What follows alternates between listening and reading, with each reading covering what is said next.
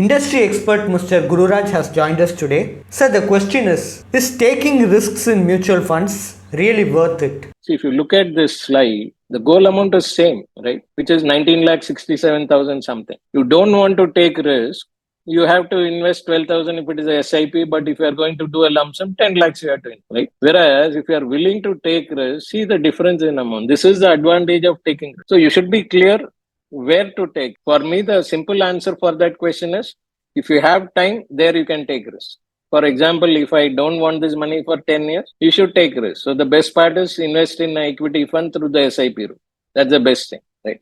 We have a lot of these new varieties which every mutual fund is trying to do. They call it as a turbo STP or the Sampurna SIP. All these are available.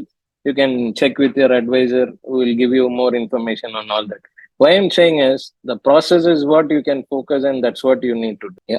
So the advantage of taking risk and not taking risk is this particular slide. So the advantage is with a lesser amount you can achieve your goal. If you don't take risk, you have to invest more, right? Thanks for your detailed explanation. Are you in search of a personal guide who can remove the stress of handling your finances? Then please feel free to avail our expert consultation. And also you can attend our webinars to gain investment related insights. Both the consultation and webinar are absolutely free and you can find the link in the below description. Please like and share and do subscribe to Holistic Investment.